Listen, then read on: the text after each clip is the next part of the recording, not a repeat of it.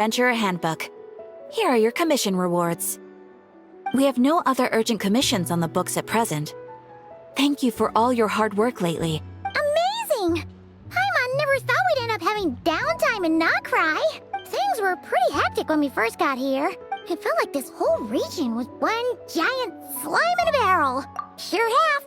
Things were looking pretty dicey, but in the end, we managed to turn it around. Ah, yes. Are you two aware that the Moon Prayer Night is soon to take place? Oh, yeah! Wait, why do you mention it, though? You're partially right. The festival was first celebrated by the Frost Moon Scions. They would also prepare food and handicrafts. Oh, sounds like fun! Great! Well, in the meantime, since Catherine doesn't have any commissions for us, let's focus on some personal business instead. When we first got here, you mentioned that this was where your spaceship landed? We didn't get to follow up on it at the time. Well, there's a saying Paimon's heard around these parts, which, by that logic, you'll never find what you're looking for while you're could be worth a try though, right?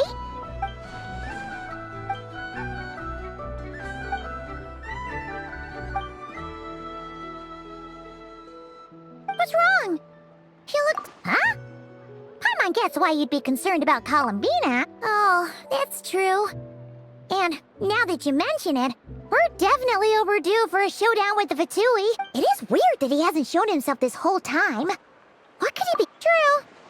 Paimon would much rather deal with Marionette anyway. Maybe it's the pressure of being a Fatuse? But then, every time we headed out with Rarear, that's gotta sting. Losing face always hurts more for people who care a lot about their image. What? Relax, she's not even here. What's the matter? Oh, nothing. Sorry, we'll be on our way now. Where are we again? Oh, yeah.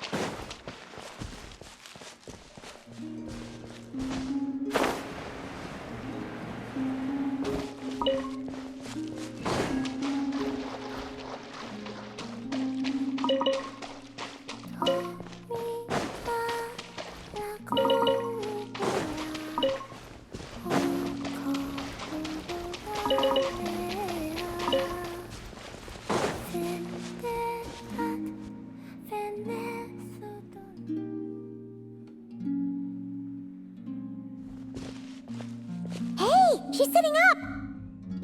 Is me sitting here a rare sight? No, we just thought you'd be resting. Perhaps I would have been, were it not for the sudden arrival of some unexpected guests. Not that I consider it a disturbance. After all, you are the only ones who are free to enter. Would it not be a little unfriendly of me to lie down while we speak? I didn't realize you put so much thought into little things like that.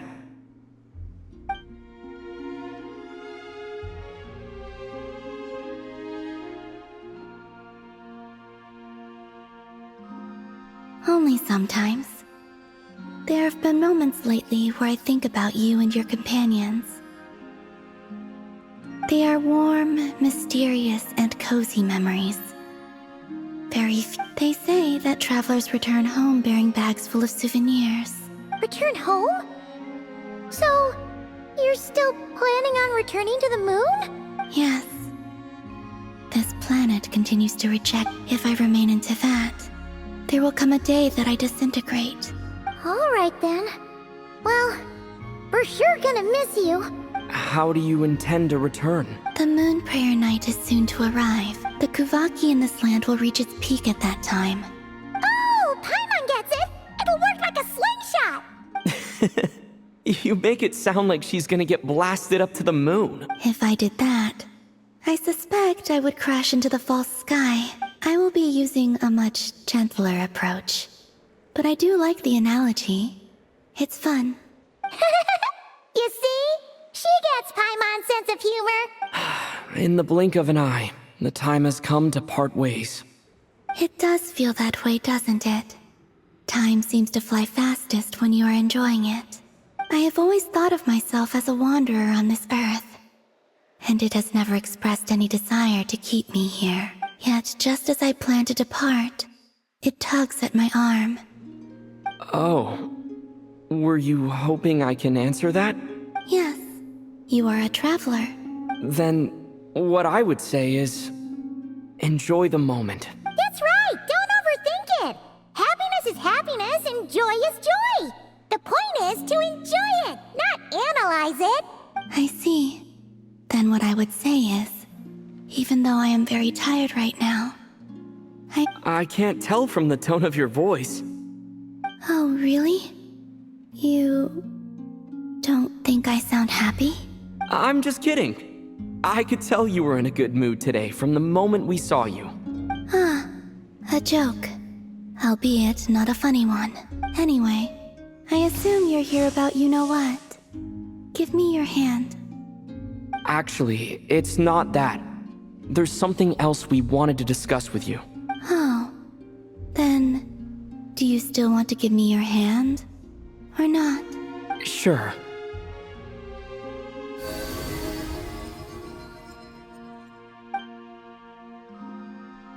Thank you.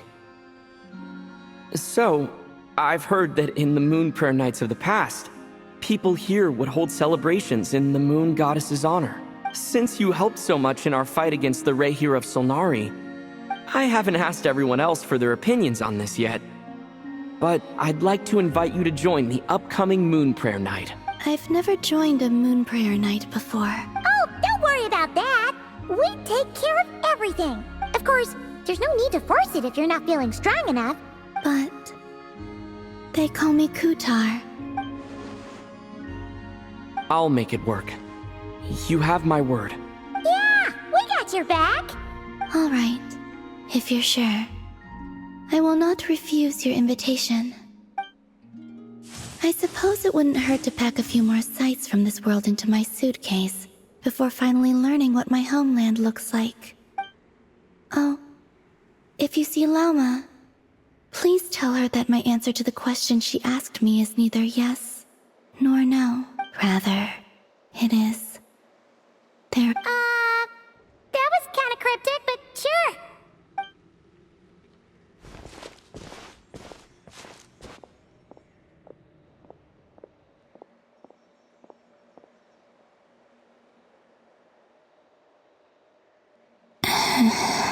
And also,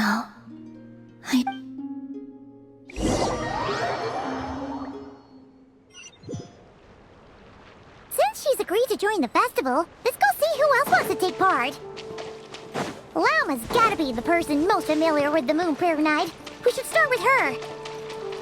Also, what exactly is your plan to keep her safe? Not sure yet. I'll figure something out. What?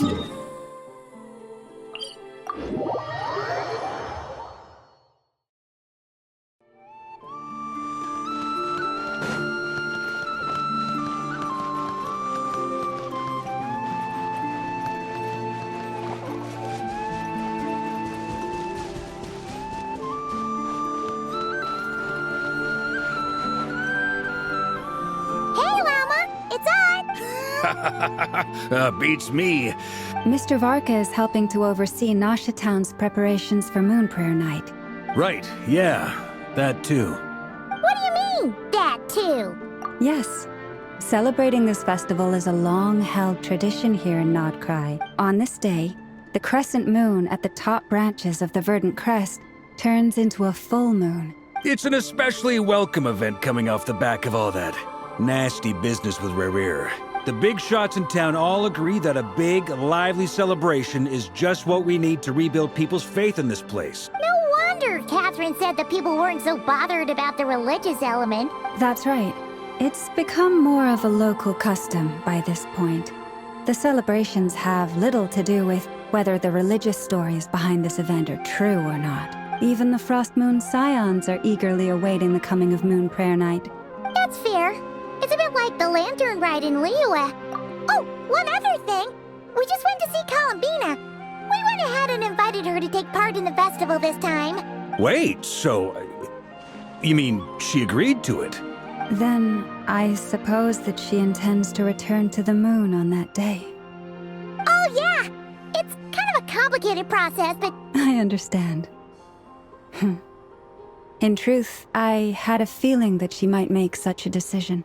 Well, if Kuthar has decided to participate in the festival, we should prepare accordingly. yeah, exactly!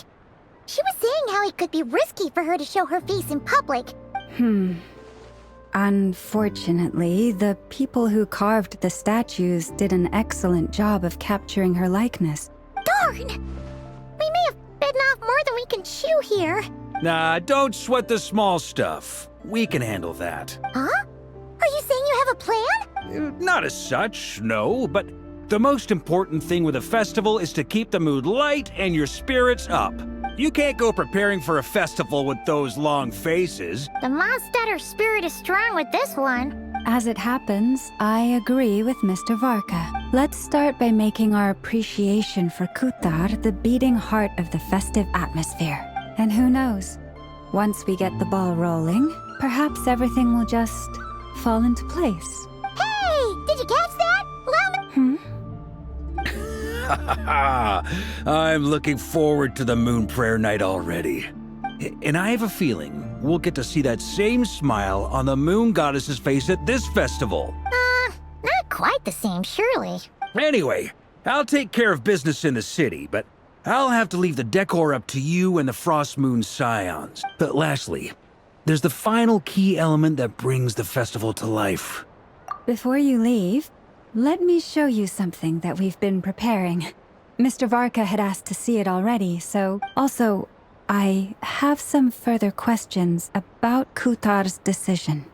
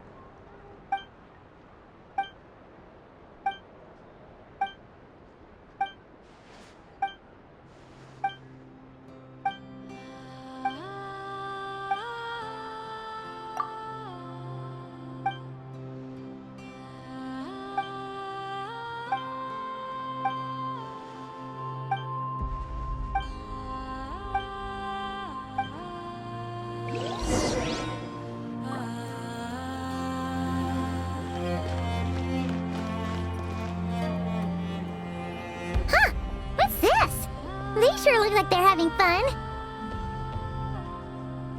I believe so. Kuhenki seem very skilled at playing drums like these, although I'm not sure where they learned it from. Maybe it's an innate talent? Luanatar! You want to play too? Yeah. She looks more confused than anything. Maybe we can teach her next time if we get the chance.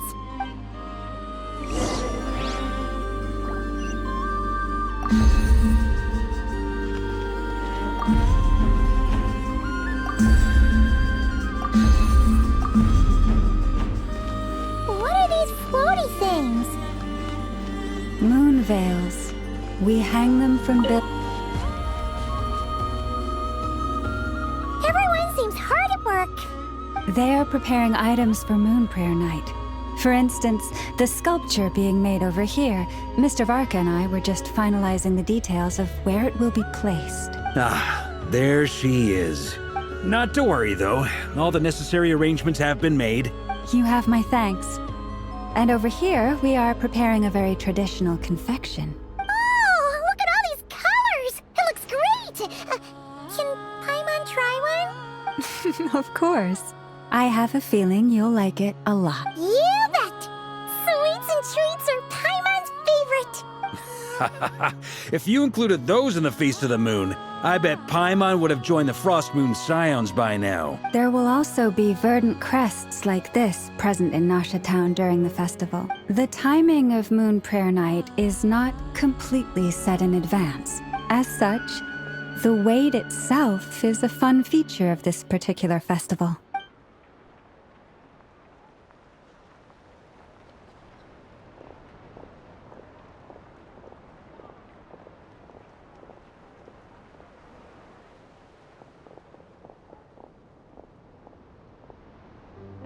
Let's talk here. To tell the truth, I am very surprised to hear that Kutar is willing to participate in the festival. I once asked her if she'd be willing to stay with the Frost Moon Scions. She did not answer, but she has not appeared here since. I took this to mean her answer was no. But if that were the case, she would not have accepted this invitation. Ah, I see. Maybe she is right. Maybe the Frost Moon Scions of today no longer need a moon goddess. But my wish was not for her to come here and be worshipped as a deity. I'm sure she believes that showing herself here might invite Fatui intervention, and as such she does not wish to cause us trouble. But what really pains me about all this is that... I think I'm qualified to weigh in here. When someone's about to depart on a long trip, what they need is blessings, not burdens. Anyway, she's agreed to attend, hasn't she? I see your point. Yes, she will soon depart after all. Our job is to leave her with some happy memories. Paimon agrees wholeheartedly. Festivals are all about having fun, so... All right, I'm gonna head back to Nasha Town soon. Sure thing, let's go! Bye for now, Wilma! Thank you all. Goodbye.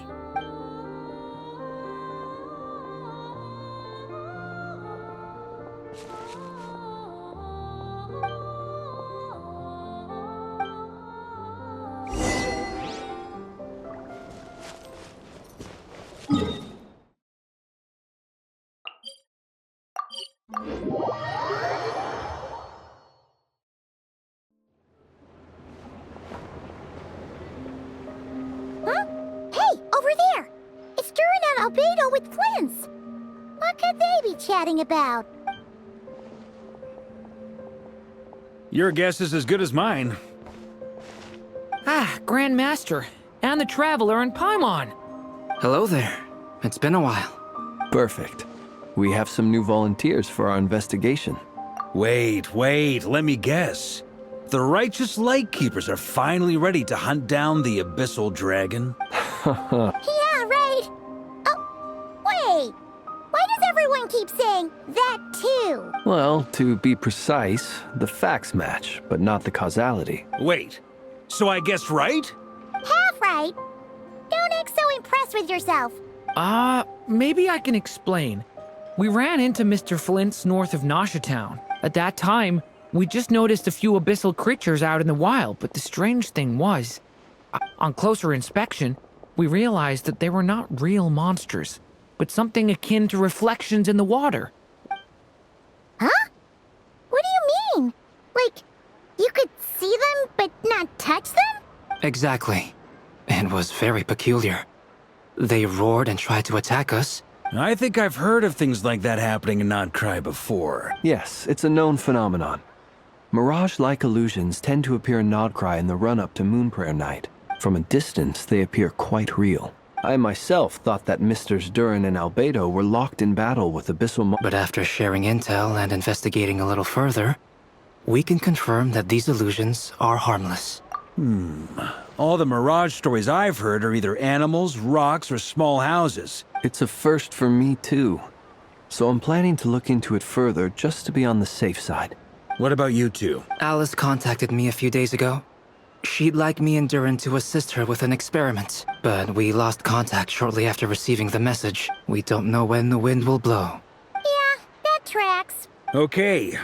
Well, I suggest we investigate this Mirage business in the meantime. It's piqued my curiosity.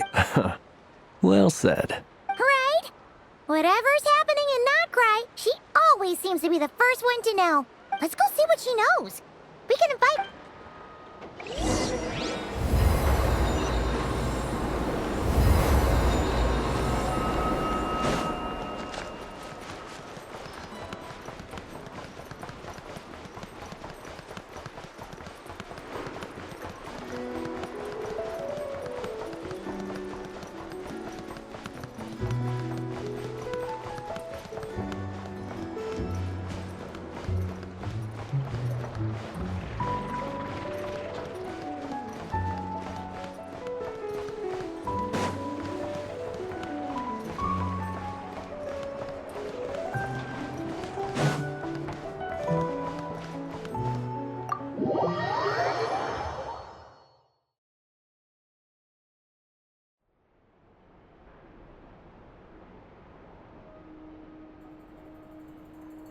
You're right, I have noticed.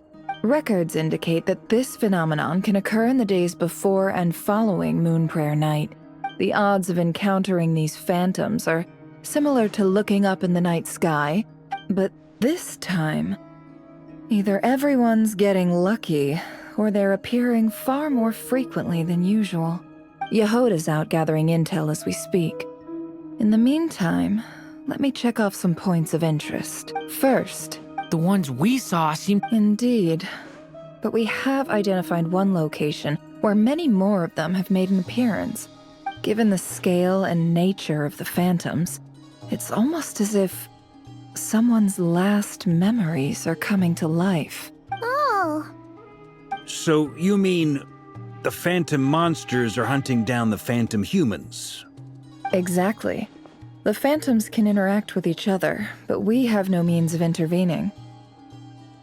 In addition, some of the human phantoms would seem to be from the very distant past. They claim to be from Hyperborea. Did Paimon hear that right? 6,000 years? It sounds like this merits further exploration. That'd be a big help. I'll leave it with you, Albedo. My knowledge of ancient history is non-existent. It's quite a miracle that you were able to understand these phantoms' speech. I suppose you're right. But I'll leave the archaeologists to ruminate over that conundrum. Which, in this case, hopefully means earning myself some good favor with our dear Lady Moonchanter. So calculating. Whew, this intel broker logic always catches Paimon by surprise. Sounds to me like we could split the work up. I think the abyssal phenomenon is best left to Albedo, Flint's, and me. Agreed. For my part, I'd like to understand the abyss better. Even a little knowledge would go a long way. This is certainly a rare opportunity to study the abyss. But even rarer, perhaps, is the chance to make contact with the ancients. The Curatorium will take the lead on investigating the Hyperboreans. That just leaves our trusty team of 2 unassigned. Since you became an honorary knight, of course. This was part of my grand plan all along. Ha ha ha! Oh yeah, by the way, we managed to convince Columbina to come to the Moon Prayer Night celebrations. She agreed to that? I'd be happy to join. And Yehoda loves a party. No, no, no, no, no, no, no, no. Way to contradict me in front of... Wait, no, that's not what I have bad news, boss. So many people. All right, everyone inside, quick.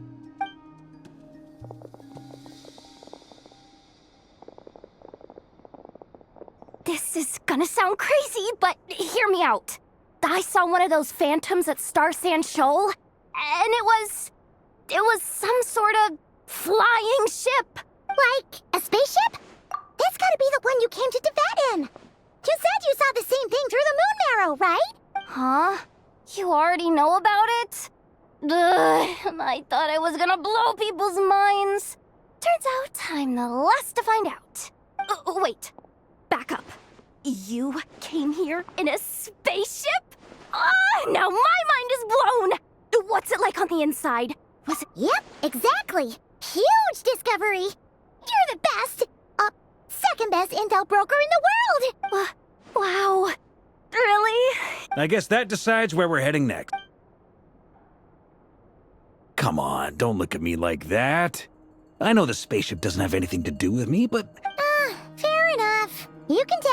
wrong. In that case, let's meet back here to discuss our findings once we're done.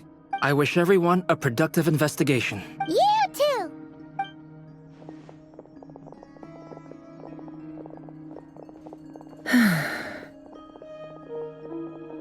What's up, boss? Aren't we gonna head out? Tell me, Yehoda, when did the curatorium start giving out intel for free? Oh, sorry, boss.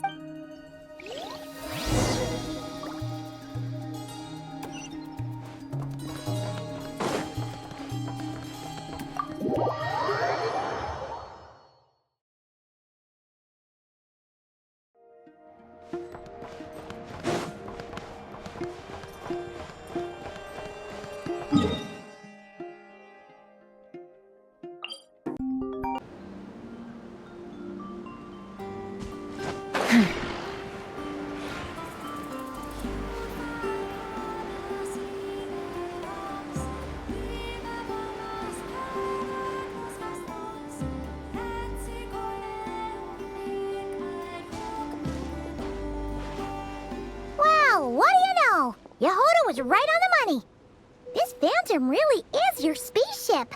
But that's so weird. Why would it show up here? Is it some kind of projection? Or a ghost? Like, maybe it no longer exists. But somehow it left an afterimage? Ah, you're already here. Miss Lauma, what a surprise. I thought you were busy with festival preparations. I was, until one of our people informed me that a strange sight had appeared at Starsand Shoal. No one's ever seen something quite like this before. Same here. Oh, so we heard that these things appear around the festival period. Any idea why that is? Unfortunately not. We have very limited information about them, since they can't be interacted with. And no human phantoms have ever made an appearance before now. The most we've been able to deduce is that these sightings appear to be connected to the increase in Kuvaki energy around this time. Yeah, seems like that's all we can do. Is it? Allow me to lend you a hand.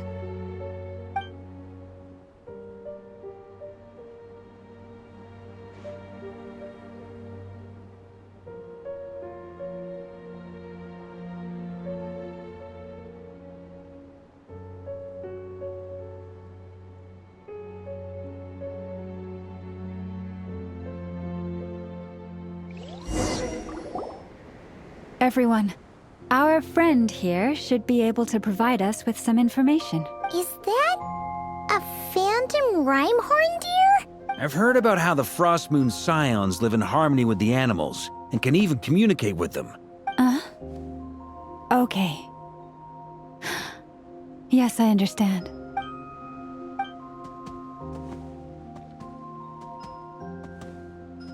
Oh, it's leaving. It appears to share our curiosity about this giant spaceship. In return, I told it about some nearby spots where the wild fruit grows abundantly. We may live in a different era from these phantoms, but I trust that the terrain, climate, and ecology here are more resistant to the effects of time than some things are. Let's give them a moment and hope for the best.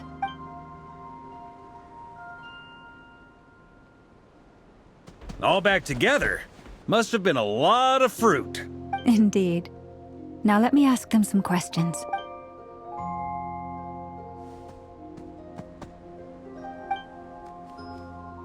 It did find a lot of wild fruit, enough for them to feast for a long while. This puffin circled in the air several times, but didn't spot anything out of the ordinary. Huh. Well, it definitely makes sense to get a bird's eye view. Indeed. Other than that, I was also thinking that the world these phantoms see is also different from ours. Oh, I get what you mean. The wild fruit exist in both times and spaces, but there might also be things that only exist in that space-time, which we can't see. Good point.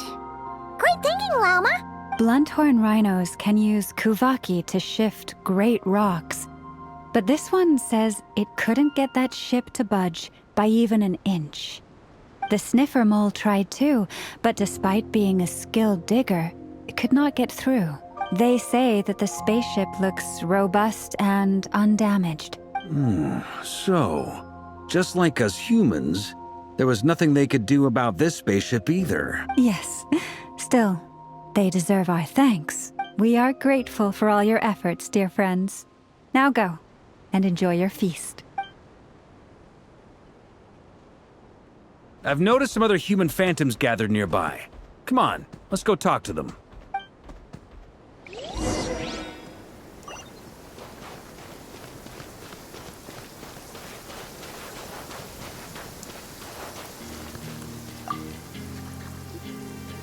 What is this thing? I've never seen it move, and there's no way to get inside. Goodness knows.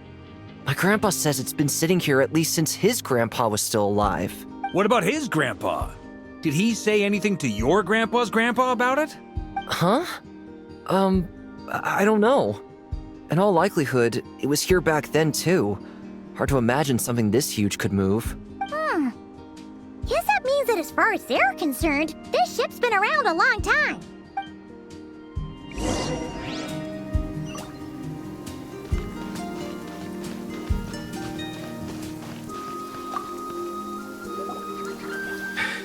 Come on, brothers. If we can get even a small chunk off of this thing, it's gotta be worth a fortune. Yes, brother, I shall join you. Let's make our fortune. We should go with them. What the? This thing is crazy tough. I can't even scratch it. What's it made of? Sorry, brother. Looks like we'll have to seek our fortunes elsewhere. Enjoying yourself? I was just seeing if I could influence this phantom's perception by playing. But nope, no dice. I'm sure we're all starting to build up an idea of what's going on here now that we've spoken to some of the people. These phantoms are reenacting real historical events in Krai. It's almost like we're in some kind of interactive stage play. It makes sense. History is set in stone. Paimon totally thought you were just goofing around earlier. But actually, you were doing some serious investigating. Of course I was. Anyway, at this point, I think we're forced to conclude that although the Phantom spaceship is right there in front of us, we aren't going to learn much about it from these people.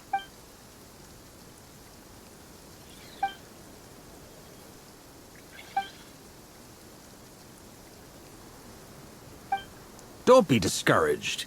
If nothing else, this is proof of the ship's existence. And think about it. So many people tried to hack their way inside, but no one could get the door open. To me, that says that we'll either find the ship itself or the story behind it. Every now and then, when Varka gets serious, he actually does seem like Grandmaster material for once. I wonder how the others are doing. Let's head back for now. Sounds good. Also, drinks are on me if Team Knights of Favonius is the first to finish. Wait, we have a team name now? Am I in Team Knights of Favonius as well? You're very welcome to join. We've even got a cathedral ready for you. Isn't that technically blasphemy? Nah, I'm sure Barbados doesn't mind a little harmless blasphemy once in a while.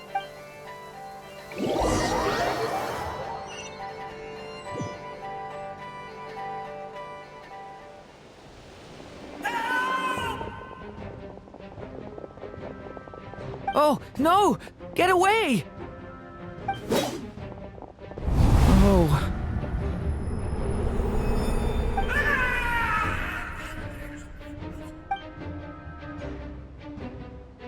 I know it's hard to stomach, Mr. Duran. But as I'm sure you've noticed, there is nothing we can do to intervene in that which unfolds before us. But we have to at least try. And try you have. But are you aware of how many unsuccessful attempts you've made now? I'm afraid this is the 39th failure so far. There are no indications that these phantoms may be altered in any way. You seem to have calmed down a little. I'll make us a fire. You should rest and have some water. Feeling any better now? May I... Be my guest. What exactly are we witnessing here? My guess would be that we are seeing Nocturne during the Conrian Cataclysm. Conria. That is correct. As you know, once the Abyss senses even the tiniest crack, there was a time in the distant past when it permeated all of Nocturne. Then 500 years ago, the whole of Tevat suffered an abyssal disaster. I see. In the face of the abyssal onslaught, all were like grains of sand tossed around by a tidal wave. The moment you witnessed is but one drop in a whole ocean of catastrophe. All right. I guess that answers my second question, too.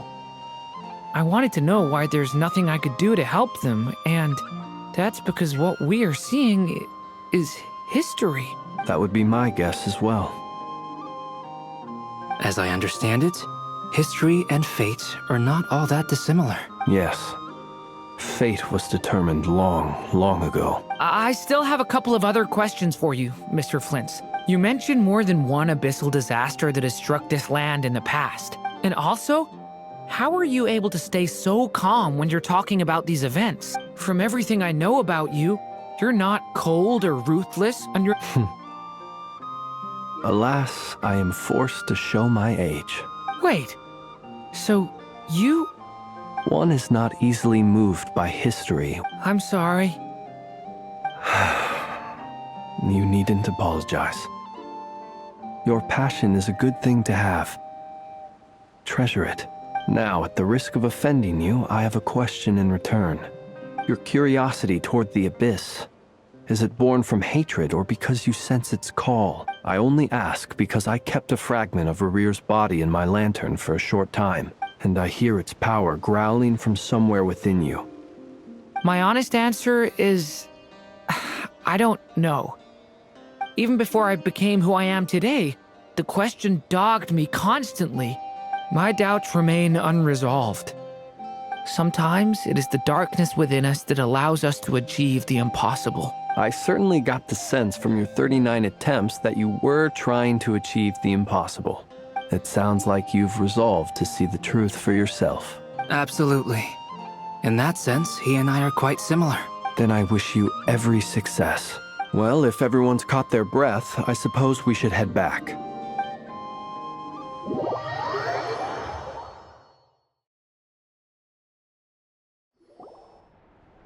Incredibly, our separate investigations led us all to the same conclusion. Yeah, but we barely learned anything, though.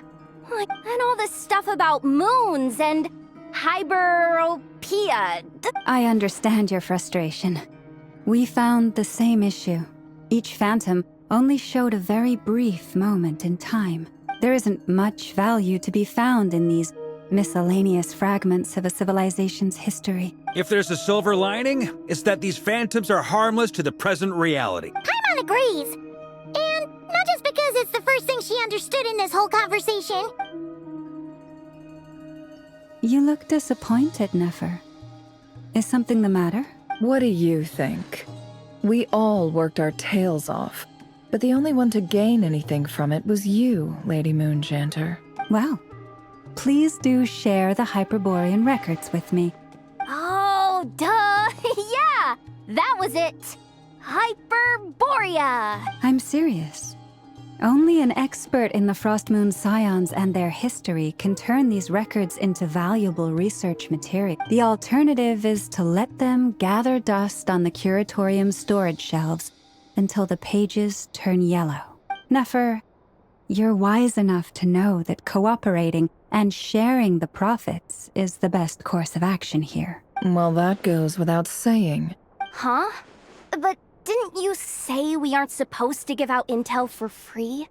Now is not a good time to push Nefer's buttons. Anyway, back to Moon Prayer Night. You mean a parting gift? Can't go wrong with food. Perhaps a lantern would be a better choice. It could prove difficult to light a lantern on the moon. What about a clockwork mecha model from Fontaine? None of these sound like things she would be even remotely interested in. Yeah. It would really save us the guesswork if someone could find out what she's into. Wait, what the? Traveler? Great! Haha, problem solved. Then let's leave it there for now. We all have our own business to attend to.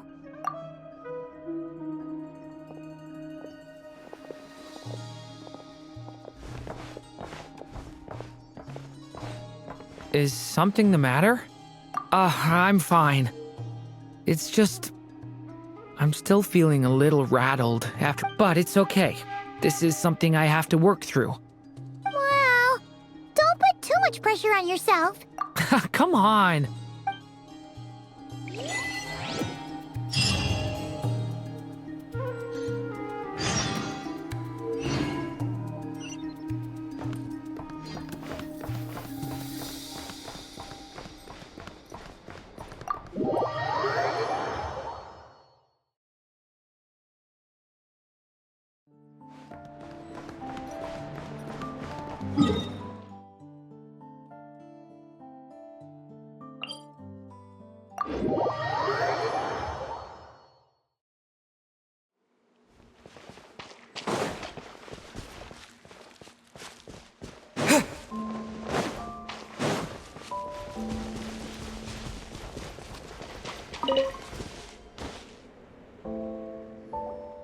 Columbina, we're back!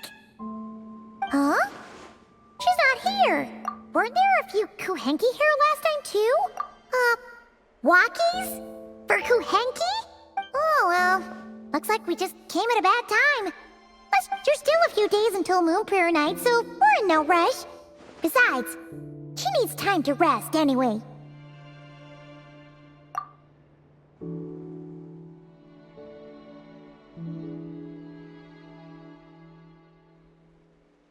Columbina! Are you back yet? Oh, how strange. Looks like she still isn't here, right?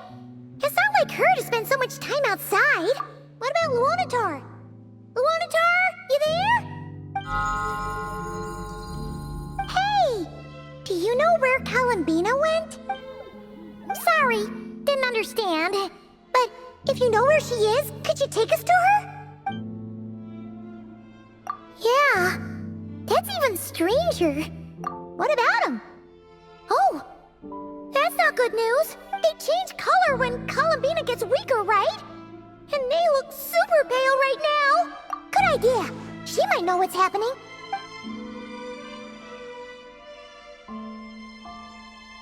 Wilma! Ah, it's you. How is Kutar? Is she okay? No, she hasn't. I came here to check on her after I noticed the flowers had changed color. Based on past precedent, she must be very weak right now. Not to mention that she doesn't do that at the best of times either.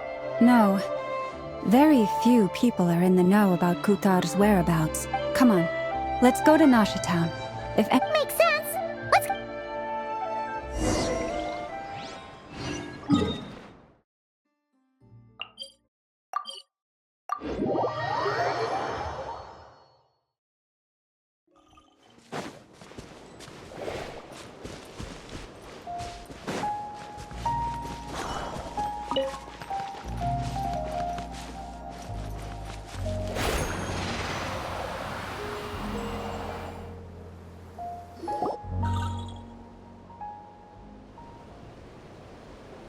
Wait a moment.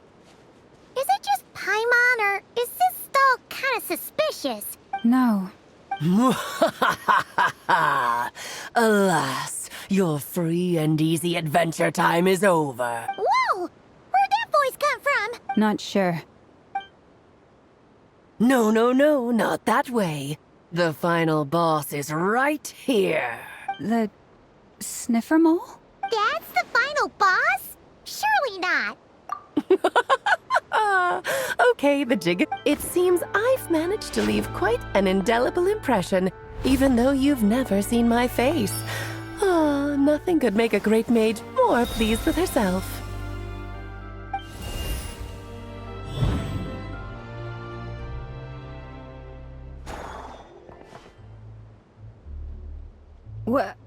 What is going on? I've heard that all the big shots in Teyvat have long, wordy titles that stun people speechless when they make their entrance. Unfortunately, none of them are affiliated with the Hexenzirkel, and we ourselves keep a very low profile. The Nocturne. So that didn't stop me from coming up with a title anyway. Alice? It's really you this time? Not a lantern or a Dodoko, but Alice in the flesh? Oh, that's right. So, what do you think? You look like... Oh, that's the first thing you thought. A little surprising, but that actually makes me very happy, because that means that when Klee grows up, she'll be just as stunningly beautiful as her mother.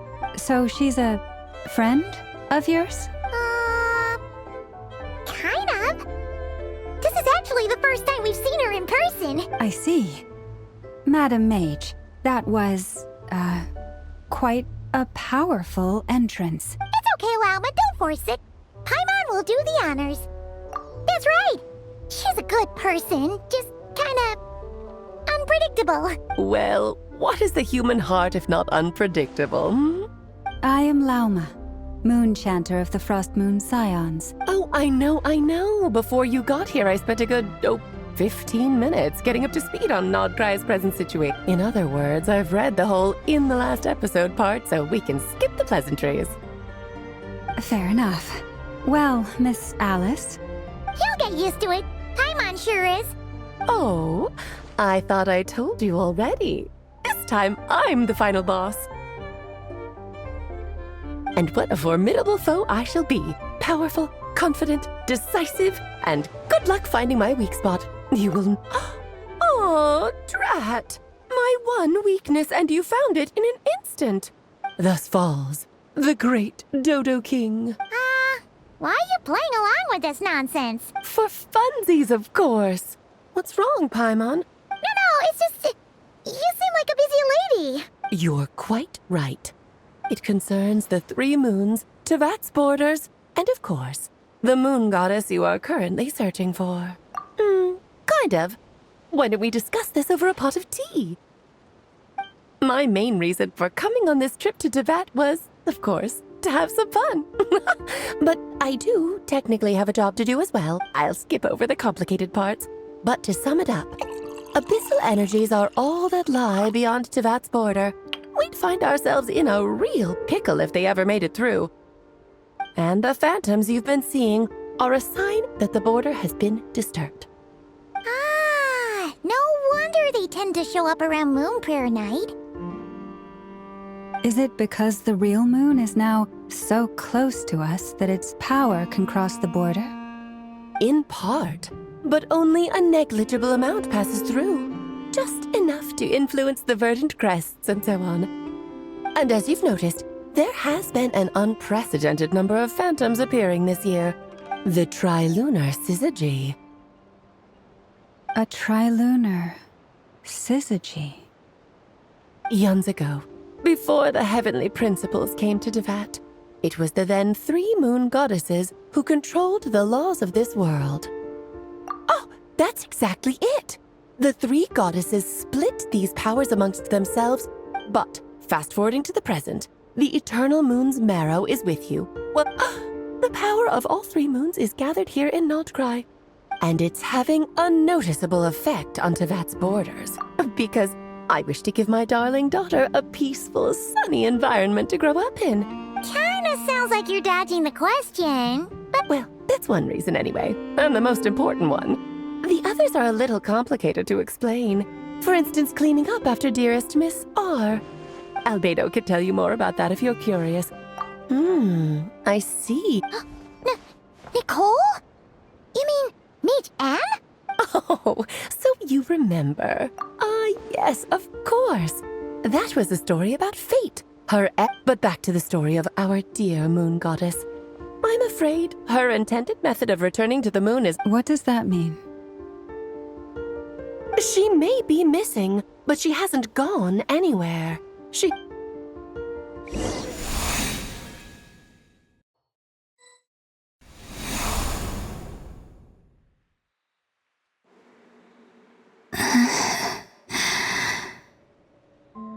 My body is so heavy. Wait, no. It's my mind that's heavy. What's happening to me? I think I'll go for a walk.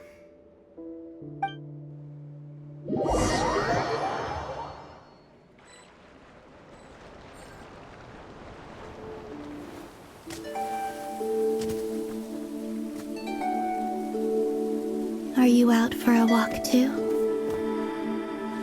Huh?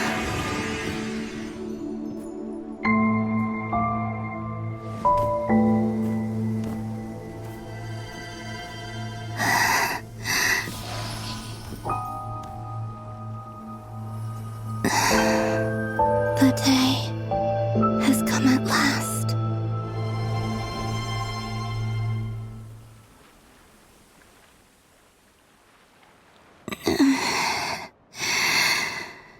Have I grown so weak that... But Moon Prayer Night is nearly here. Death is near. Will I return to the moon after I disappear? I don't want it to end like this.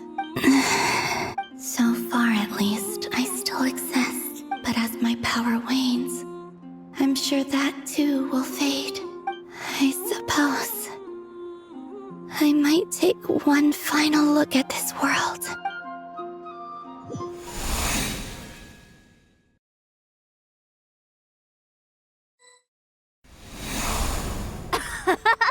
Come on! Come on! Wait for me! The Frost Moon Enclave.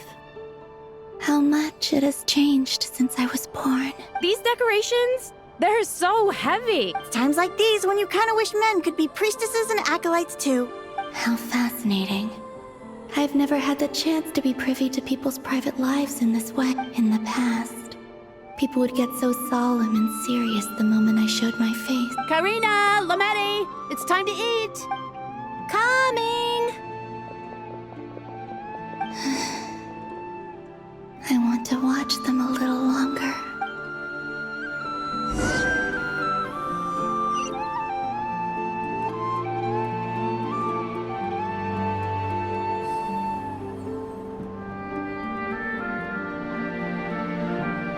So just fill these balloons. Yep. Try a couple now to test things out. The rest can wait till Moon Prayer Night. Think fast. Rita! Teasing an acolyte of the Frost Moon Scions? Surely that's a punishable offense. Take this! Huh? All right, enough horsing around. Lady Lauma gave us a task. We should get back to it. The task is just to check that the balloons don't leak. Okay, you got me there. We won't use all of them. And as long as Lady Lauma's trusted acolyte doesn't snitch. Oh, you menace. Then, think fast! Is pumping a balloon full of water really so much fun?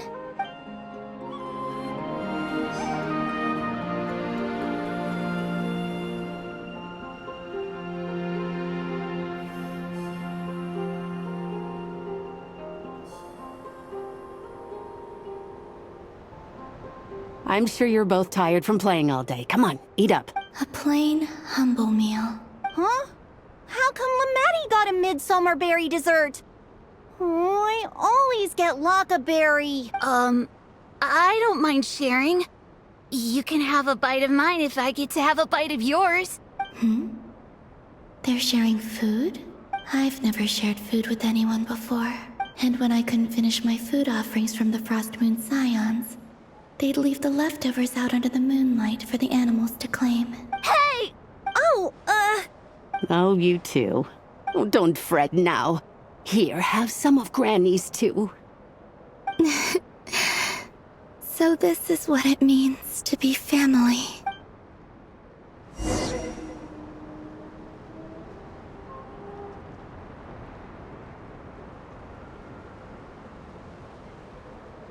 I'm seeing so much that I'd never usually get to see. It's nice, being able to just watch people in peace in these final moments. What a rare opportunity. I think I'll go take a look around Nasha Town, too. Maybe...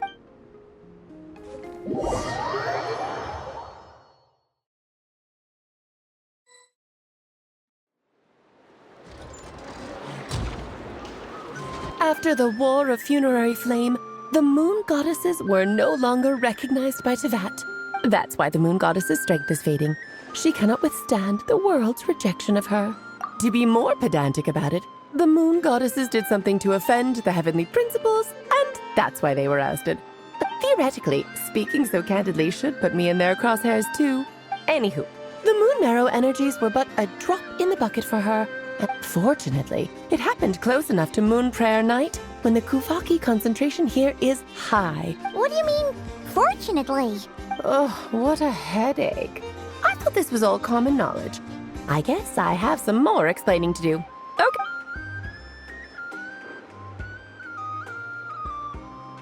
Now, I said earlier that the moon goddesses lost the foundation for their existence. The reason for that has to do with the natural order. But the same logic applies to the present moon goddess too. And she was worshipped as Kutar by the frost moon scions. So the rationale that once sustained her existence is now gone. Wait, we did that to her? Oh, well, strictly speaking, yes. But let's not start pointing fingers, shall we? I'll only end up as the big bad villain, and that's not the kind of final boss I want to be. Of course I do. I'm only the greatest mage in the whole entire world. Now, if you wish to find your moon goddess, there are 2 problems we need to solve. Firstly, we'll need to strengthen the connection between her and Tevat. Strengthen her connection? But does that mean I'll have to rally all the Frost Moon faithful behind this?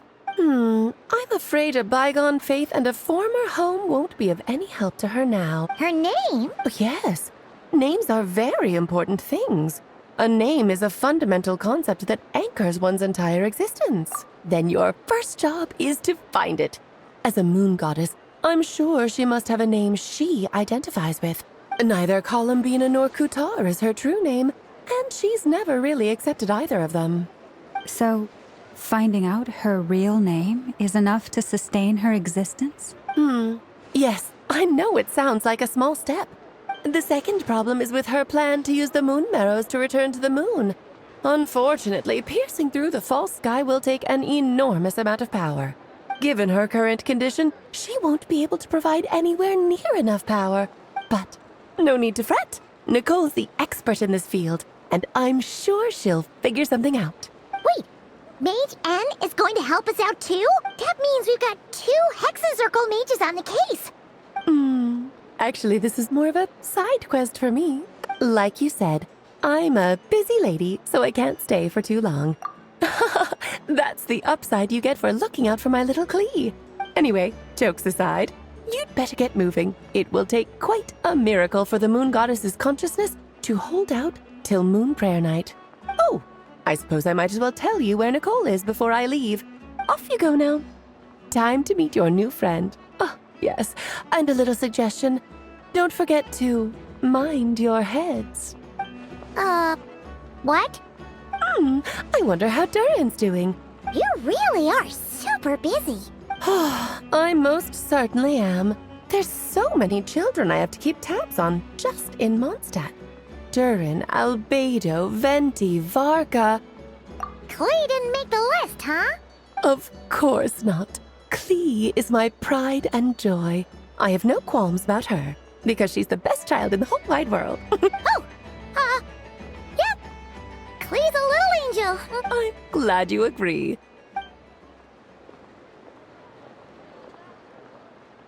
She left in a hurry. Yeah, she didn't pack up her stall. I must say, I'm now very curious about her daughter. Klee, wasn't it? That's a long story. Come on, we'll fill you in as we go.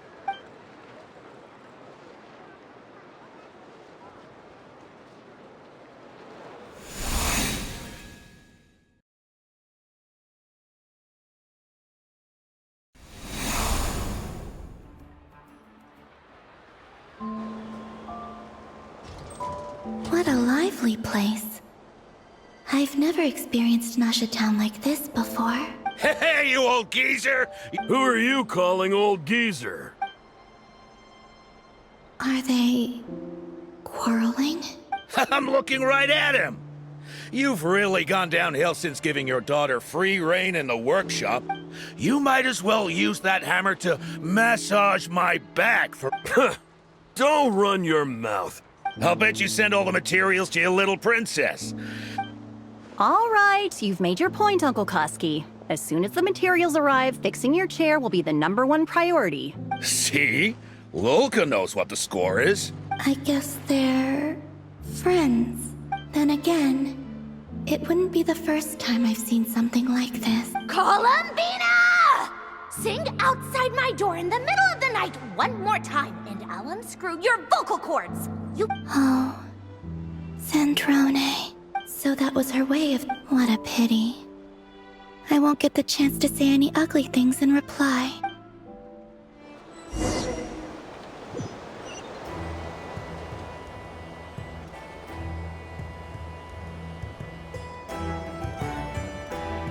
Hey, have you decided what to give her for Moon Prayer Night? I sure have. She's gonna get the surprise of her life when she's least expecting it. Then I'll whip out the ring and pop the question. The surprise of her life. Cool, I get the picture. You can spare me the gushy details. Ooh, looks like we have a customer. Hello there, ma'am. Would you like some Moon Prayer Night candy? Huh? Is he talking to me?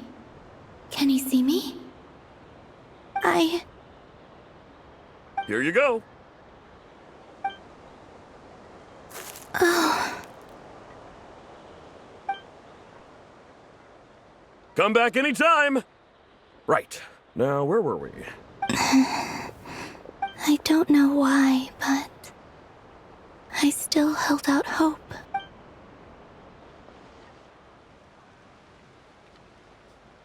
The most important thing right now is to find that mage. This name thing seems super important too, but where do we even start looking? I'd better go pay the Fatui a visit.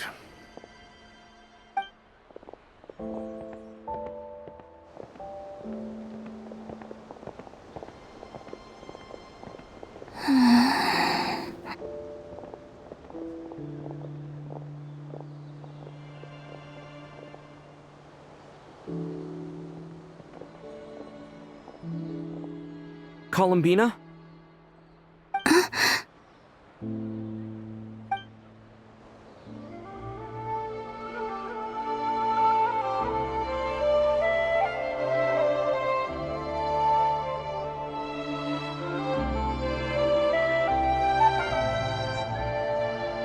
Traveler? Let's go! This is no time to be spacing out!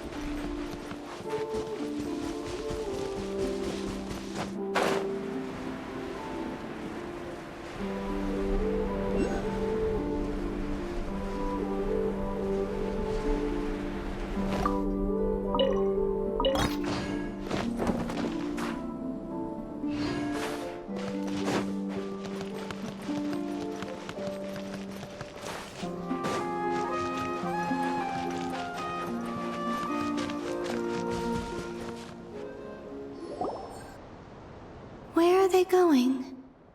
They mentioned a mage and... So, Mr. Varka, are you acquainted with this Nicole? Not really. We've never met. From what I've gathered, Alice kinda took Nicole under her wing. Taught her how to speak in a more ladylike fashion. Huh.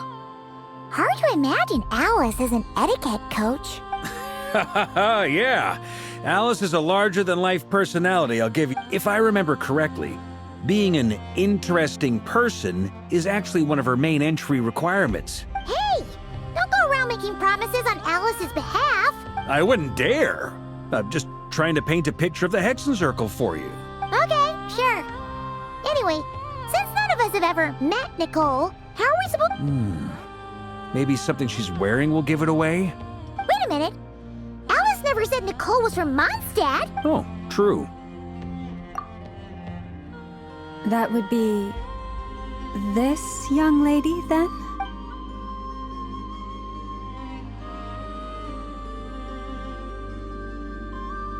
Hey there!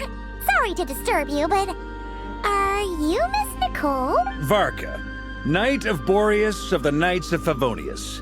Alice might have mentioned me before. Have we got the wrong person? Sorry. When I shook my head, I meant, no, Alice hasn't mentioned you before. Huh? Where is this voice coming from? My apologies. For certain reasons, I am unable to speak. This is the only way I can communicate with you. It might take some getting used to, but I hope you can understand. Hey, it's fine. I'm more shocked by the fact that Alice never speaks about me. As for you two, we have crossed paths twice before, but it is nonetheless a pleasure to finally meet you. It's really you! Thanks for all your guidance in the past. You're quite welcome. This time, things are different. Now then, allow me to formally introduce myself. My name is... No, stop! Alice! I can't believe it! I had a whole speech prepared. I'd agonized over every single word.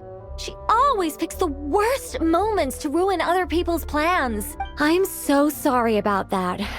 Alice took the liberty of devising some bespoke self-introduction magic for each member of the Hexen Circle, but I could have sworn I deleted all of the triggering conditions for it.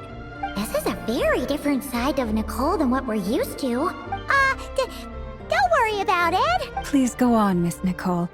We'd love to hear what you have to say, or, well, communicate. Huh? Are they talking to this lady? Will you all promise to forget that horrendously embarrassing introduction? Sorry? Embarrassing? When? Yes. My name is Nicole, and I am one of a very few angels who have retained both their preferred form and their power. The Traveler and Paimon should be no strangers to this concept. Alright! Paimon remembers her. Yes. Well, I have retained more of my power than she. No. We'll be here all day if I get into the specifics. Moving on. If I'm not mistaken, you are here because you wish to learn how one might reach the moon beyond the sky. That's right. Is that something you can give us any guidance on? Yes, I do know a way. It began with the Hyperboreans, who lived after the War of Funerary Flame. Blank looks. Maybe or maybe not. It shouldn't be an issue. I'll fill in the gaps for you when we have more time. The Hyperboreans were humans I once aided. They accepted the civilization and creations bestowed upon them by the angels, but despite accepting many blessings of the angels, many among them still held on to their faith in the moons, even after the War of Funerary Flame. They sought to contact the moon goddesses beyond the sky and receive their guidance. But all three had passed away by that point. This mage has a unique method of communicating. Is she talking about the moons? Yes, but they did not know.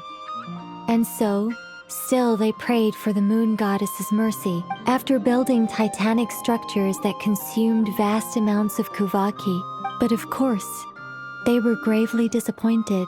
Oh, that's such a sad story. It is. Humanity was in a very sorry state at that time. Just a second, I gotta ask. How relevant is all this history to the task at hand? Well, I mean, it's... Okay, it seems we've drifted into irrelevant narrative waters. It's been a while since I've had the chance to speak inside someone's head. As soon as I got started, I lost control and the words just flowed out like a waterfall. What I'm trying to say is... Right, yes, that's it. The relevant part is the ritual created by the Hyperboreans. The fact that they bypassed the false sky and saw the true moons implies that they successfully built a connection between Tevat and the outside world, which means, with enough Kuvaki and a sufficiently stable connection, it should be feasible to send one person over the border. Okay. Oh, yes. A portal.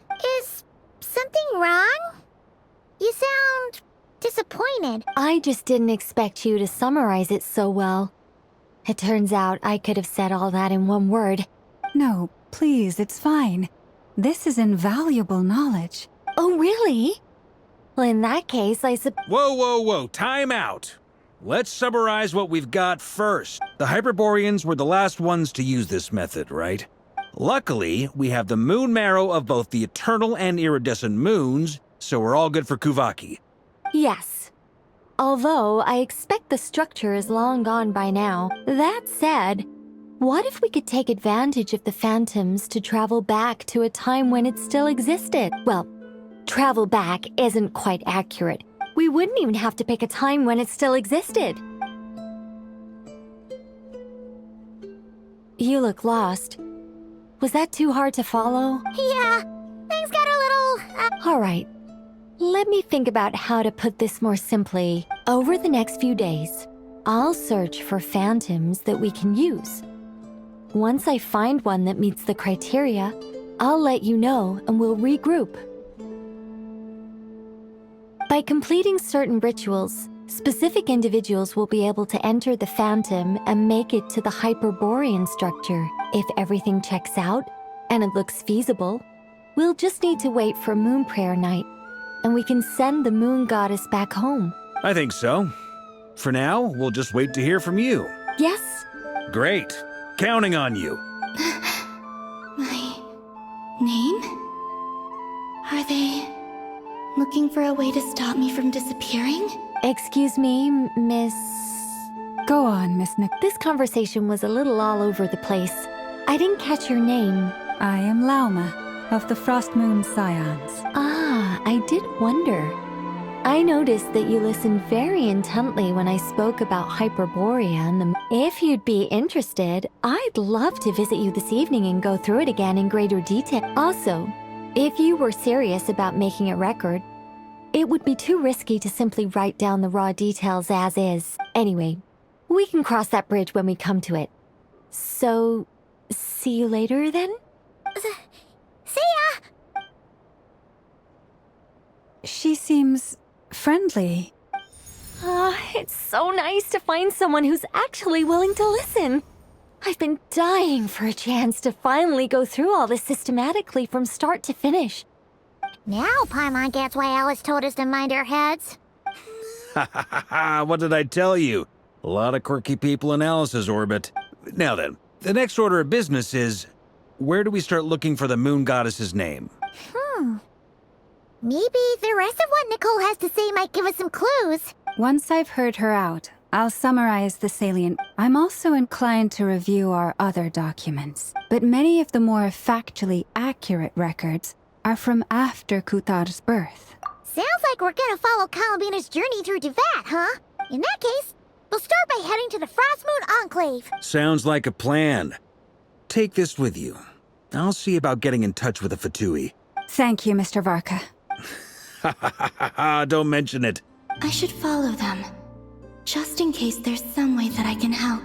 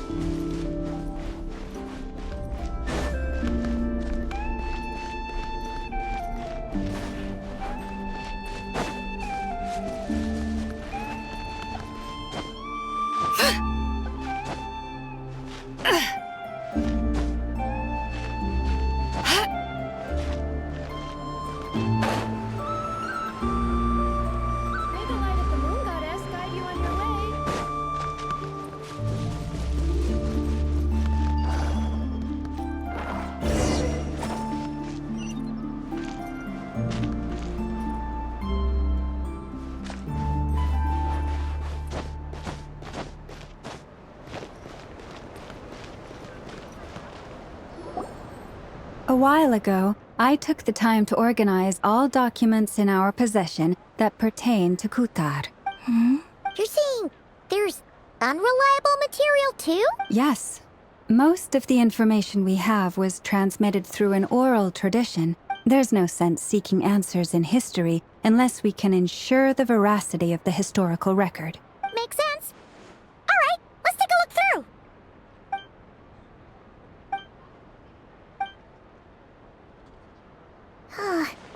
Almost all these records refer to Kutar instead of Columbina. What we can gather from these records is that the Frost Moon Scions worshipped her as a god. I cannot fault them for their earnest faith. I imagine that none of it resonated with Columbina. It wouldn't surprise me if, even back then, she had already begun to reject the name Kutar. Lama speaks. When I heard them call upon Kutar with hope and expectation in their voices, they may as well have been calling upon somebody else. Well, that's a bit complicated. And how realistic their portrayal of Kutar seemed to be. Amongst the Frost Moon Scions of today, only I know of her existence.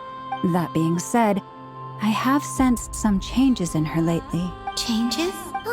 Seems like this is getting us nowhere. Sure.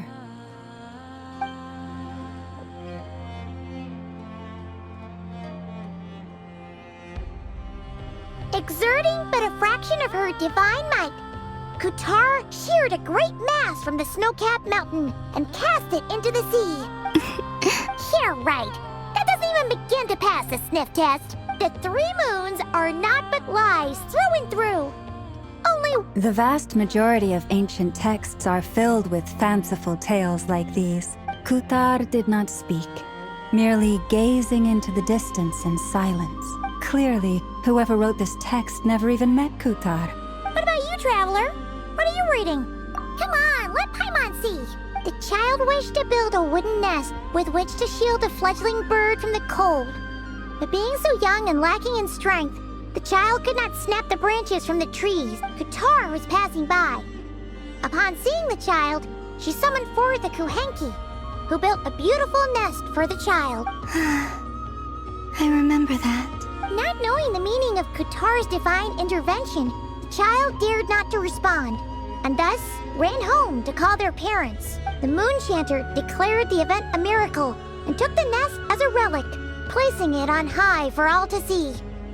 The child was named as one favored by the goddess, yet no further miracles were bestowed. Huh. Any thoughts after reading that? Yeah, Columbina probably just wanted to join the kid in making nests. Ah. I'd originally considered this a fabrication, because Kutar did not perform any similar actions in subsequent records. But now that I think about it, it does seem like something Columbina would do. She didn't know how other people would interpret her actions. Yes. Oh.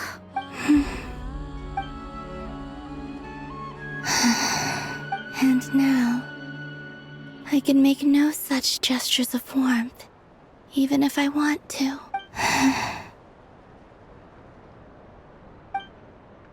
Still no name. That's a bit of a shame. But we did learn some interesting stories. That's gotta count for something.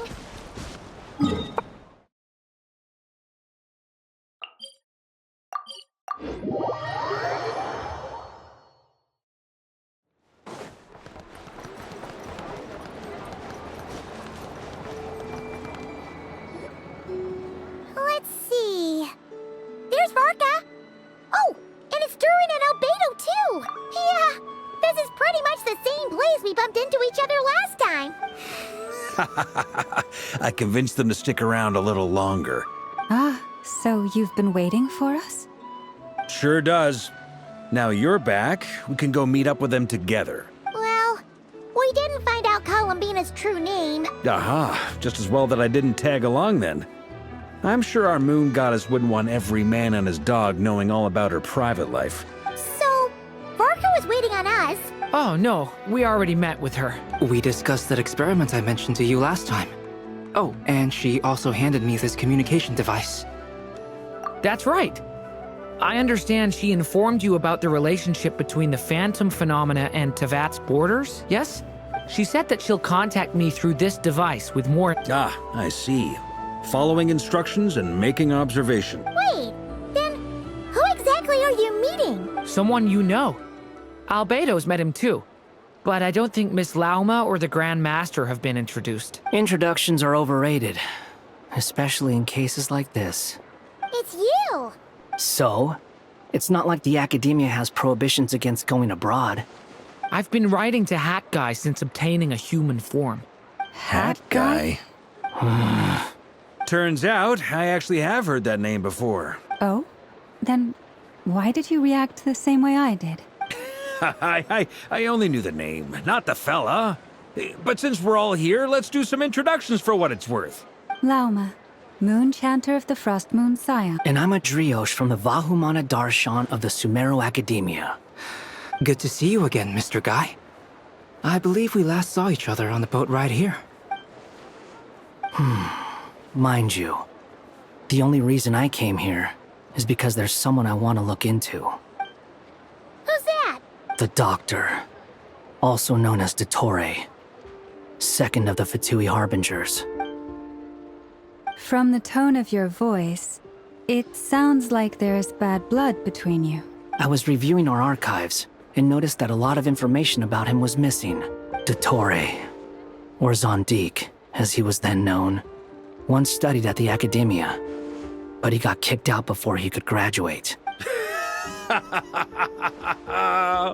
So the Harbinger's #2 man is a college dropout? Last we heard, he was planning something.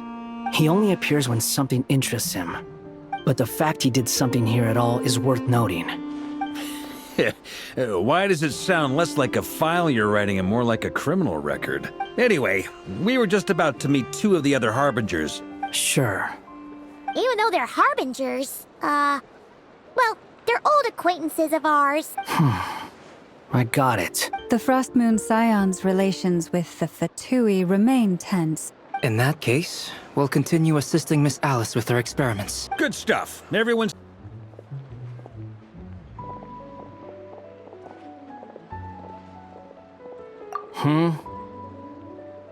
Well, yeah, that's obviously part of it.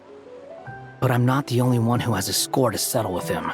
Neither you, nor Lesser Lord Kusanali. Don't worry. Pigeons always know which way home is.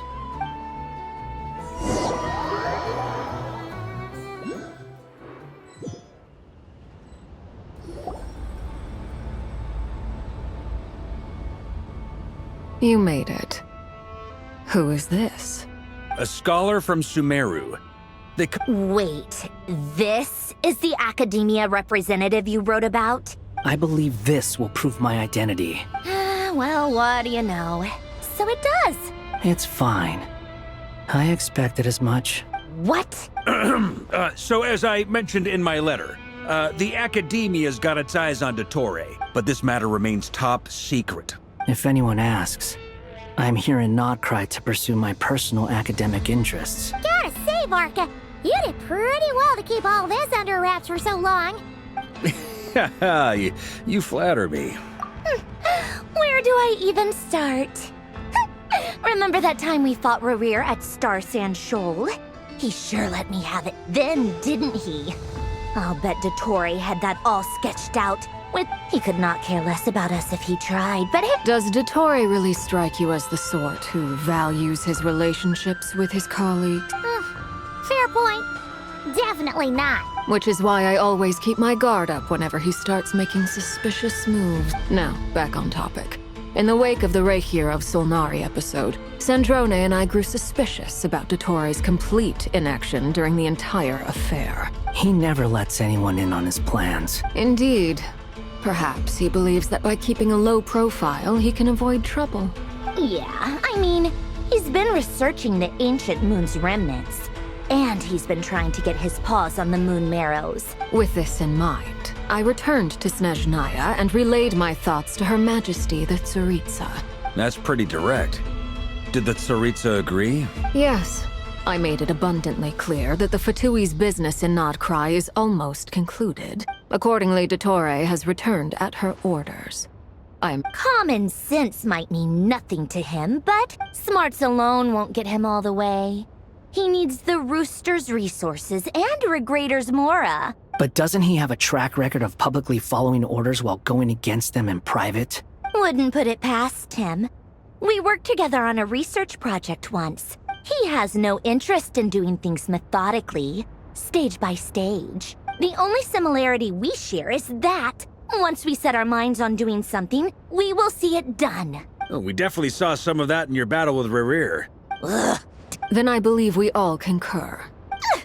Fantastic. Now this is turning into a whole day of unpleasant memories. Are you talking about the moon marrow stuff? He also strikes me as the kind of person to disregard experimental regulations. Exactly.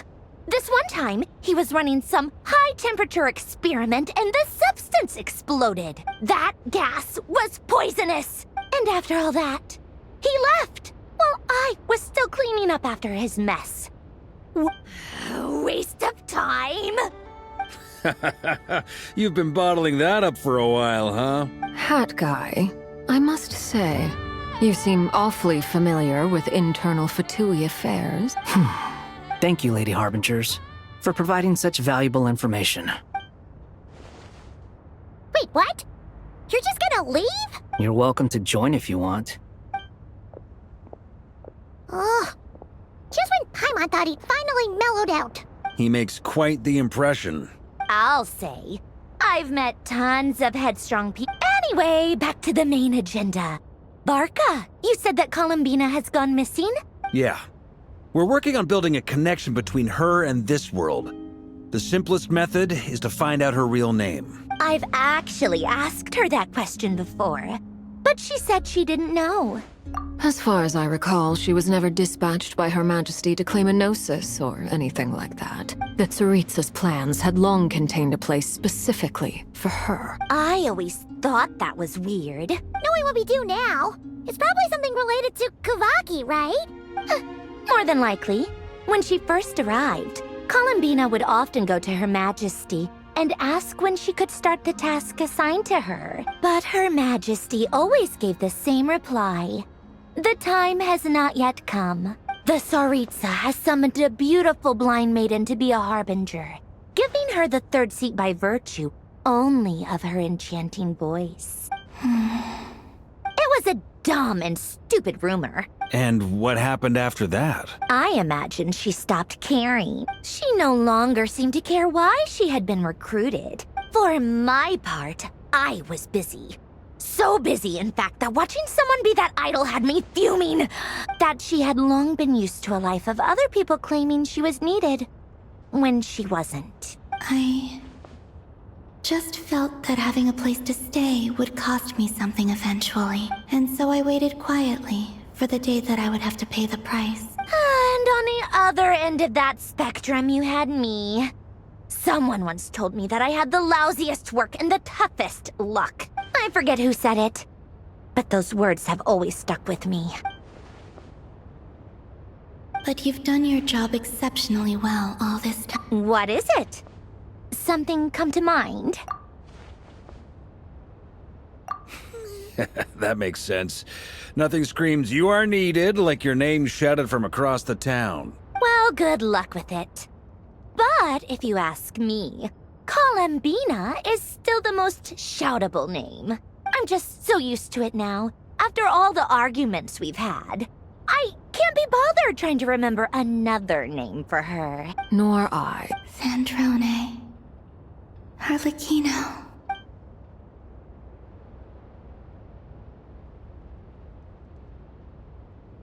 Huh! It's a Sealy! Does that mean Nicole has news for us? Ladies, I thank you for your hospitality. If the chance ever comes up, I definitely owe you both a drink sometime. I'm sure it will.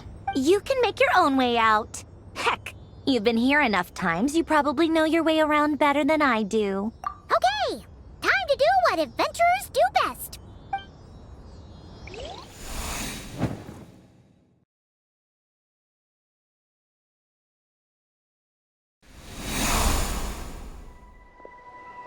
Here you are.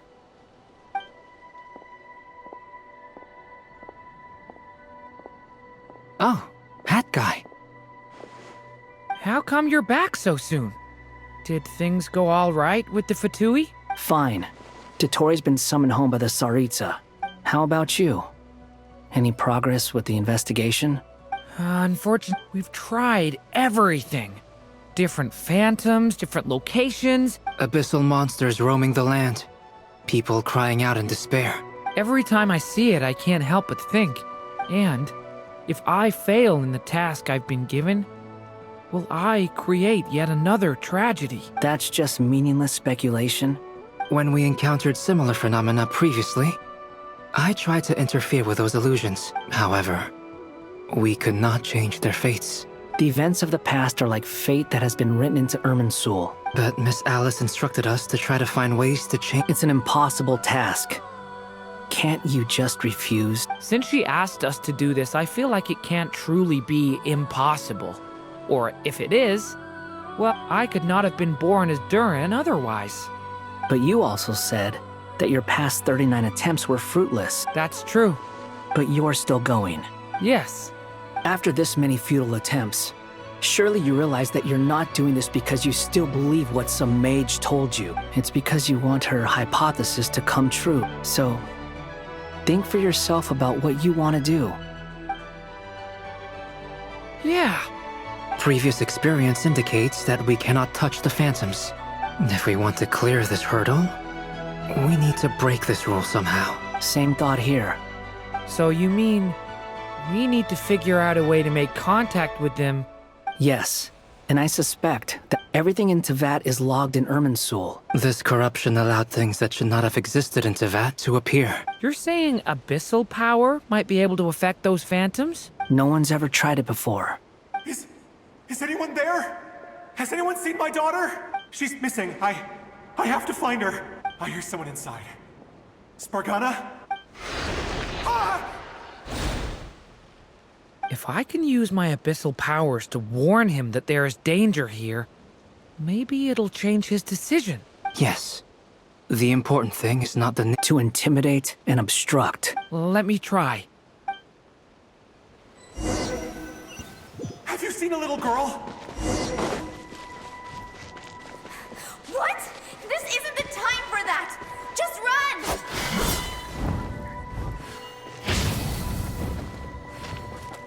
Thunder! I hear someone inside. Spargana? Are you in there?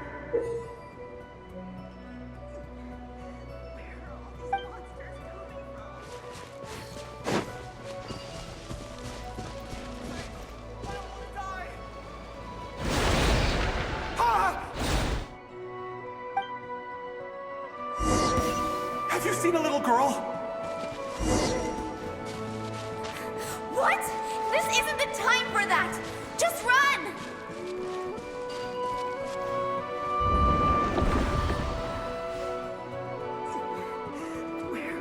I hear someone inside. Spargana? Are you in there?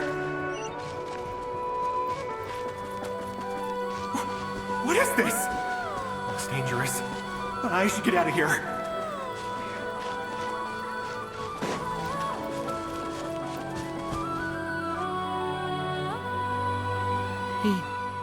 He really left. Don't celebrate too soon.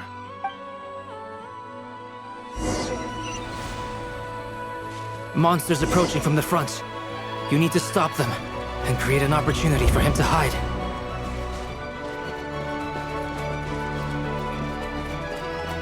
No!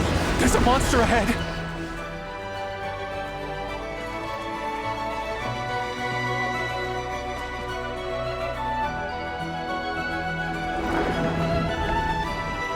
Wait, is that the barrier I saw earlier? Why is it appearing now?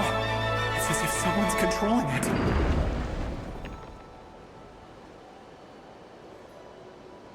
The monster's gone.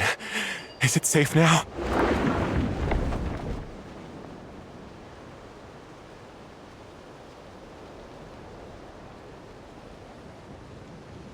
The barrier's gone too. How odd. Anyway. Quickly, let's...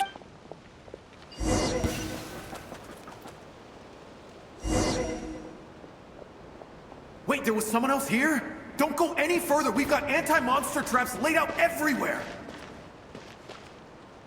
But my daughter must just be up ahead. I have to go. This way's blocked.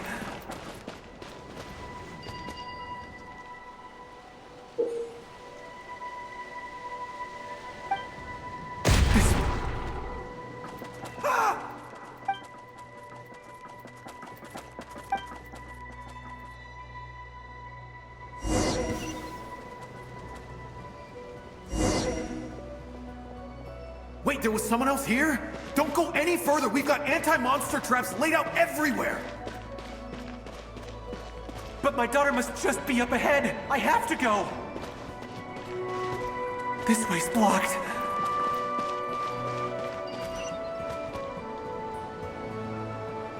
We might be able to use the explosives over there, but we need to take care not to hurt him. I'll use the barrier to keep him at a safe distance. This barrier seems to be helping me somehow. Hey, wake up! Oh, no good. Gotta keep moving ahead.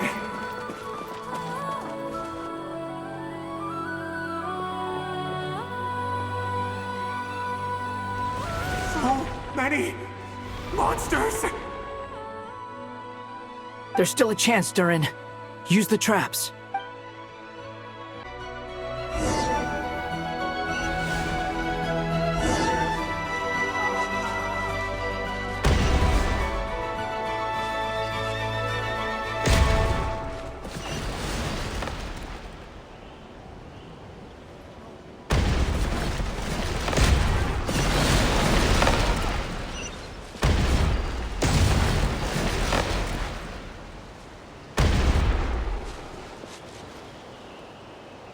This is a new development. I've never seen this happen before.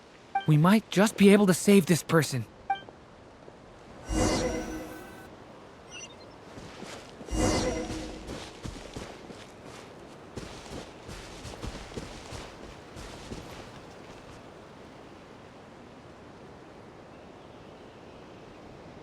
Hello there. Have you seen my daughter? Get out while you still can, But I can't just leave her here. Sorry. Wish I could help, but... Okay, if I do find her, I'll get her to shelter and come back for you. Don't bother. I've got nowhere left to go. What's that noise? Monster! No, if he goes inside, he'll be walking into a trap.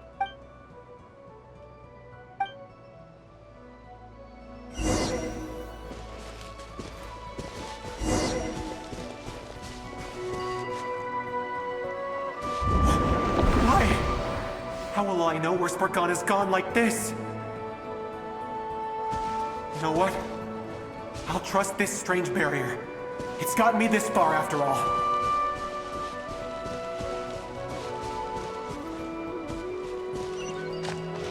What? What's this? Spargana, are you there?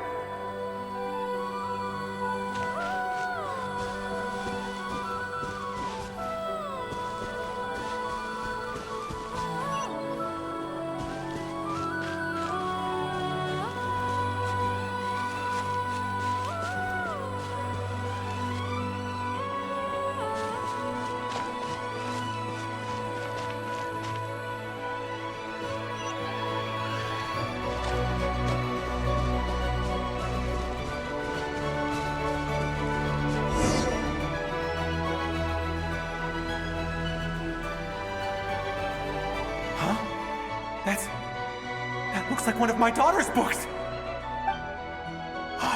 Thank you. Thank you. Yes, it's one of hers for sure. Durin, just like last time. Use the explosives.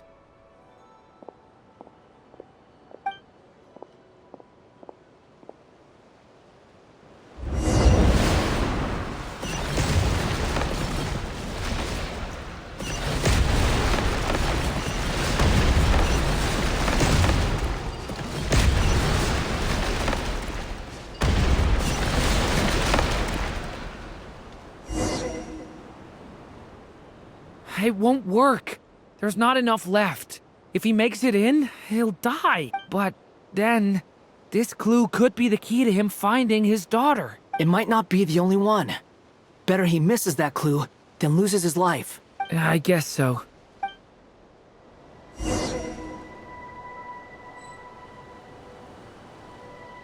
Stop him, Durin! We can't let him get any further in. That's my daughter's book! She's passed this way! I've searched and searched. I no longer have anywhere else to go.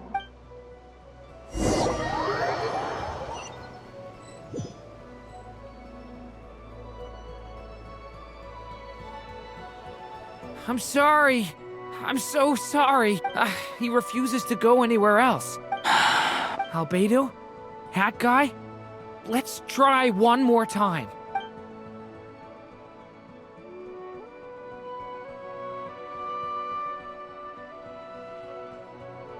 Why am I here? What's going on? All these scenes running through my head. Huh? What's going on?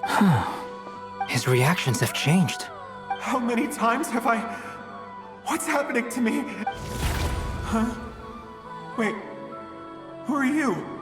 You could... I feel like I always could, but that I only just realized you were there. But you were the ones guiding me using that marked barrier, right? I haven't done anything yet, but those monsters, those deaths, they feel like memories. I won't find my daughter. What? No, it isn't. Yes, it is. Even so, we're trying to find a way out of this. You've not seen my daughter either, have you? It seems she really isn't here.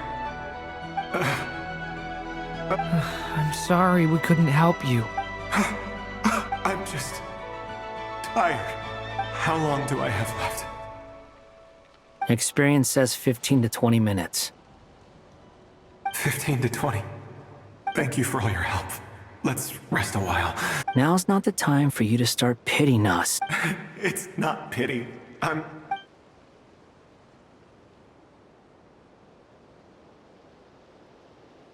You say you're from Mondstadt, yes? And you're from Sumeru? Yes. It seems you've never heard of either place. Those names are unknown to me, I'm afraid. I have, but I heard that it was destroyed in the distant past. I see. That was where my ancestors once lived. What about Delphi Pytho? I've never heard that name. Then what about Sol... I have seen that name on stone tablets on Dragonspine. I see. Sure enough, there was no way to turn this around. I'm sorry. I was the one who asked to chat, but it seems like we're too many ages apart. It's all right. We did hear something new, at least. From how you speak of your lives, things must be going all right for you. They are. Mondstadt is a place of freedom and happiness. We have festivals a few times a year. Everyone gets together to drink, sing, and be merry. Sumeru is a lot more uptight. Not really the kind of place where you can relax. But if all you want in life is to seek knowledge, I guess it's pretty much paradise. That's wonderful. In other words, after this all-devouring black tide passed, humanity did not merely avoid extinction, but, I mean, I can see you all right now. That's true. Well, time's almost up. Let's part ways, I think. The chances are slim, I know, but I'd like to spend these last few minutes looking for Spargana. May we meet again. Well, or not, most...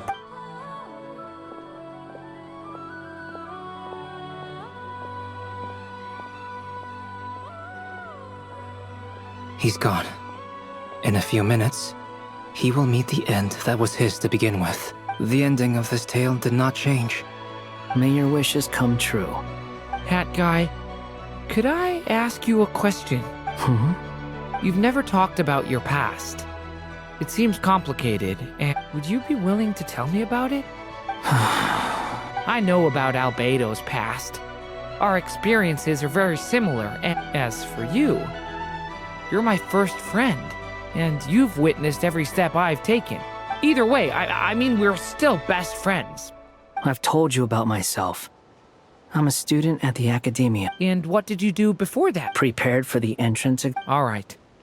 If you really don't want to talk about it, I won't press you any further. I was a puppet built from the branches of a white tree, using technology left behind by the Conrian schools of mechanical engineering. A white tree? You mean an Irminsul tree? Yes. A branch of Irminsul that was once connected to the main tree. So you had a human creator too? Yeah. But my creator abandoned me after deciding that I was a failure. After that,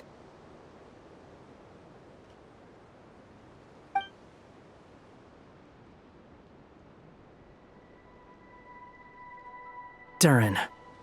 Resisting the influence of the Abyss, suppressing the urge to destroy, but no matter how hard they are, trying to rewrite past wrongs is far harder. You asked me if you would create a new tragedy if you failed, but the real answer is yes, you absolutely will. That guy. But at least you've got people here to help steer you away from the wrong path. I will. I promise. All right, break time's over.